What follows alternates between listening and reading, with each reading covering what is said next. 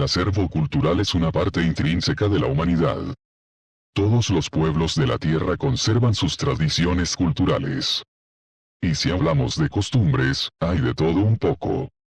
Costumbres raras, llamativas y excéntricas. Pero también hay costumbres que están en otro grupo, en otro nivel, debido a que son consideradas impropias del ser humano debido a su crueldad y salvajismo, ya que conllevan la muerte. Por ejemplo, la costumbre en la antigua China de asesinar a la hija mujer, o la terrible práctica del canibalismo ritual, donde se comían al enemigo capturado o a un familiar fallecido, siendo practicado en varias tribus de América, África y Oceanía. En pleno siglo XXI, todavía existen algunos pueblos tribales que conservan sangrientas tradiciones. En la selva norte de Perú, en el departamento de Amazonas, existe una costumbre del pueblo indígena Shuar, conocido también como el pueblo Aguaruna, que a ojos nuestros parecería un acto de barbarie y salvajismo. Tsansa, o cabeza reducida, es la práctica de reducir cabezas.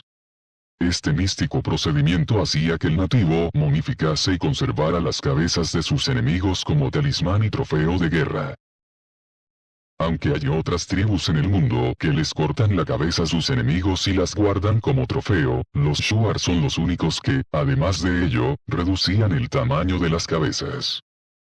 El proceso de crear una cabeza reducida consta de varias etapas. El guerrero vencedor utiliza su etzemat, el cual es una cinta de pelo amarrada con hilo de algodón, y lo introduce por la boca y el cuello de la cabeza cortada. Luego, se lo amarra y huye rápidamente. Se comienza realizando un corte cerca de la clavícula, detrás de la cabeza, y cuidadosamente se separa la piel del cráneo. Posteriormente se realiza una incisión en la parte superior del cuello, y la piel, la grasa y la carne se retiran del cráneo. Se colocan semillas rojas dentro de las fosas nasales, y la boca se une con 3 pasadores de palma. Se coloca una bola de madera con el fin de mantener la forma. La piel se hierve entre 15 y 30 minutos en agua y una gran variedad de hierbas que contienen taninos, que evitan la caída del cabello. Este proceso reduce su tamaño a la mitad.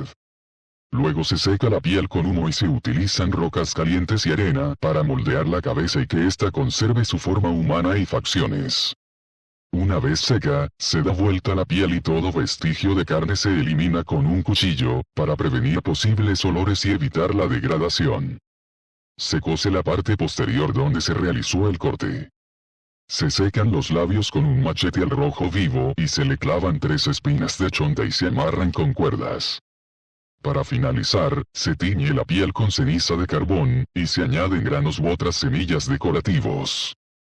En la tradición de la reducción de cabezas, se cree que el recubrimiento de la piel con la ceniza mantiene el mesak, o alma vengadora, e impide que la misma se escape y tome venganza contra su verdugo. Las cabezas reducidas se caracterizan por su prognatismo mandibular, distorsión, y contracción de los laterales de la frente, los cuales son resultados de la retracción.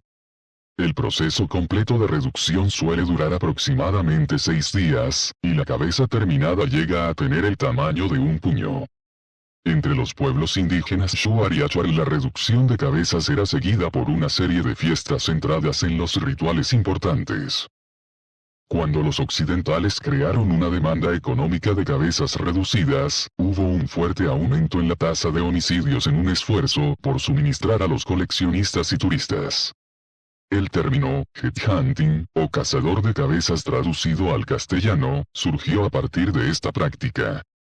Las armas eran, por lo general, lo que los Shuar adquirían a cambio de sus cabezas reducidas, la tasa era un arma de fuego por cabeza. Pero las armas no eran los únicos artículos intercambiados. Durante la década de 1930, cuando los intercambios entre jefes se practicaban libremente, una persona podía comprar una cabeza reducida por alrededor de $25. Thor Heyerdahl relata en su obra Kon-Tiki de 1947, el problema de entrar en el área de los Shuar, en Ecuador, para obtener madera balsa para la expedición, era el temor de la población local a guiar al equipo a la selva por temor a ser asesinados por los Shuar para reducir sus cabezas. Se puso fin a esta práctica cuando los gobiernos de Perú y Ecuador trabajaron juntos para prohibir el tráfico de las cabezas. En la actualidad, las réplicas reducidas se fabrican como objetos curiosos para el turismo comercial. Estos están hechos de cuero, pieles y animales formados para parecerse a los originales. Tras haber tocado el tema sobre las cabezas reducidas de los Achuar, permítanme contarles una historia acaecida. En 1920, Edward Burns, un ciudadano norteamericano, viajó al departamento de Amazonas. Ni bien llegó a la capital Chachapoyas, fue a un restaurante de la ciudad, ya que esperaba pedir información de dónde podía alojarse, y también aprovecharía en degustar de la gastronomía local, ya que ya era cerca del mediodía, y el norteamericano ya tenía hambre. Ingresó al restaurante, el cual por cierto era vetusto. Era una antigua casona de madera y quincha. Ni bien se sentó en una de las mesas vacías, se le acercó el mozo a preguntarle qué iba a pedir para almorzar. Edward no supo qué pedir, ya que no conocía nada de la región. Fue cuando Edward le dijo al mozo que él era un extranjero recién llegado y que no conocía nada de la zona. El español a medias que pronunció Edward llamó la atención de un caballero que estaba sentado en otra mesa, almorzando en compañía de otros hombres. Este sujeto les pidió a sus acompañantes que los disculpe y se levantó de su mesa, dirigiéndose a la mesa del recién venido. El caballero le dirigió la palabra a Edward y le recomendó que pidiera una cazuela, plato típico de la gastronomía de Chachapoyas. Fue así que Edward pidió un plato de cazuela con carne de res, lo cual fue tomado por el mozo. Mientras el mozo se retiraba, el caballero le saludó afectuosamente a Edward, preguntándole de qué país venía y qué hacía en estos lares. Edward le contestó que era un ciudadano norteamericano y que había llegado para prestar soporte técnico en un proyecto hidráulico en Bagua, una ciudad de Amazonas, la cual quedaba al noroeste de Chachapoyas. Mientras Edward merendaba el almuerzo, una generosa cazuela, la cual es una exquisita sopa de ají verde, camote, zanahorias, fideos, orégano, leche, choclo, arroz, perejil, arvejas, papas, y que podía tener carne de pescado, o de res, o de carnero o de gallina, el tipo alzó una copa de vino blanco, brindando por el extranjero. El caballero le dijo que se llamaba José García Ríos, un próspero empresario peruano, quien le invitó a alojarse en su casa hacienda, lo cual fue aceptado por el norteamericano. Ese mismo día, Edward fue con José hasta su casa, la cual era una hacienda impresionante. Ya en el interior de su casa, José condujo a Edward al comedor, en donde el empresario peruano se sentó a charlar con su huésped. En la intimidad de la amena charla, José le confió a Edward que era un cauchero, es decir, que se dedicaba a la explotación del caucho, el cual era una materia muy codiciada en ese entonces. José le pidió que lo acompañara a la frondosa selva del río Marañón, ya que necesitaría de su saber para interactuar con los indios, a fin de que estos colaborasen en la explotación del caucho y no representen una amenaza para sus intereses. Ahora entendía el buen trato que José le había dado. Era para que él le hiciera ese favor. Edward no quiso aceptar ello, pero, debido al buen trato que José le había proporcionado, terminó aceptando. José le explicó la ruta que tomarían. Primero llegarían a la localidad de Santa María de Nieva, la cual estaba en la orilla del río Marañón. Luego, cruzarían el río Marañón, internándose en el territorio de unos indios salvajes, los Shuar. Allí explotarían el caucho, obviamente con la aprobación de los indios, según las palabras de José. Terminada la faena, José lo llevaría a Bagua, el destino en sí de Edward. Fue así que José, 3 hombres de él, y Edward, se enrumbaron para ir al río Marañón. Tras varios días de travesía, por fin llegaron a Santa María de Nieva, en la provincia de Condorcanqui. Tras abastecerse de provisiones en dicho pueblo, se prepararon para surcar las aguas del río Marañón. Provistos de balsas, estos 5 hombres surcaron el río Marañón, el cual se había estrechado, apareciendo las paredes casi verticales del Pongo Manseriche que oscurecieron el cauce. Tras encontrar un tramo tranquilo, anclaron el bote y bajaron.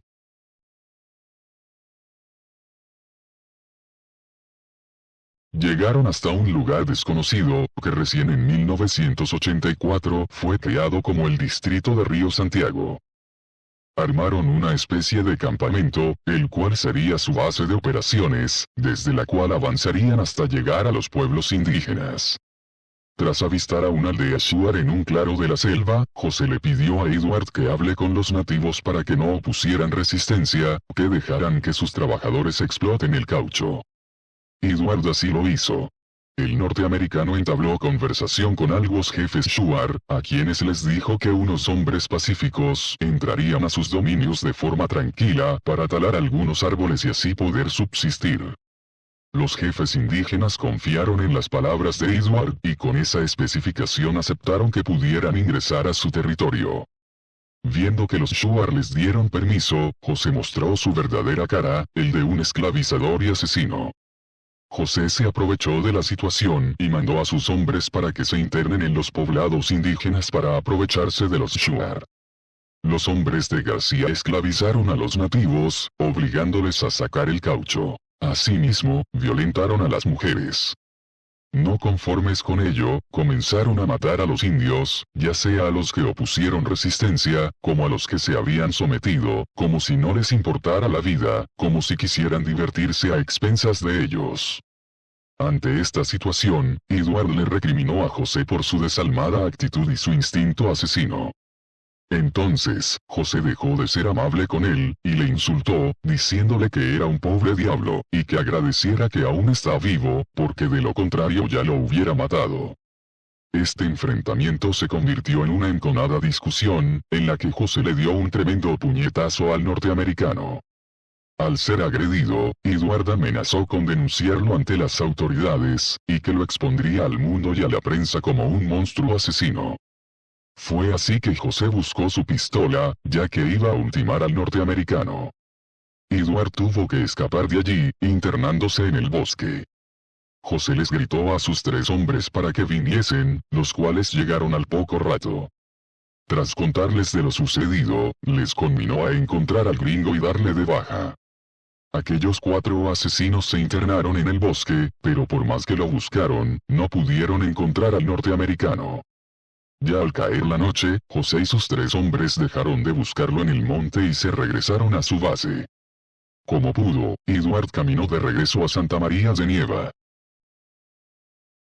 Días después, Edward estaba sentado en una banca de la plaza de Santa María de Nieva. Es cuando 2 pobladores Shuar, un hombre y una mujer, se acercaron a Edward.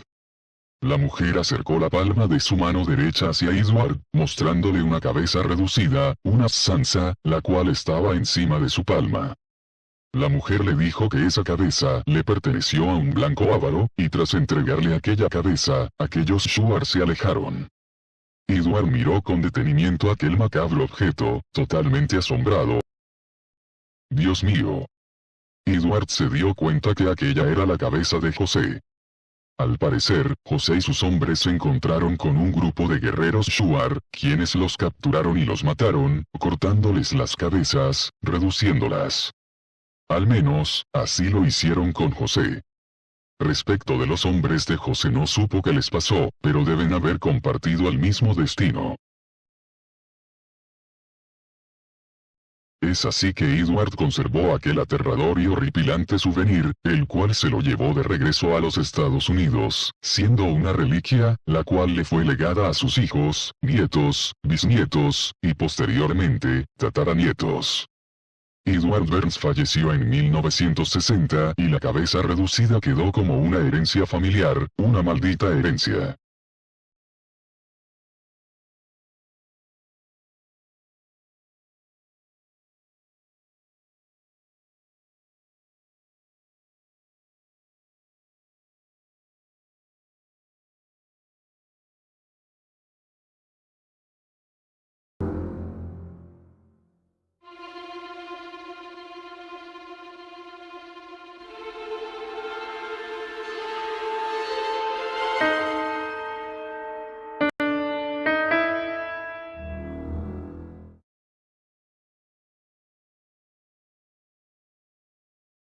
Yo soy Milton.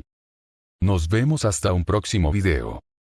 Claro, si pueden conciliar el sueño.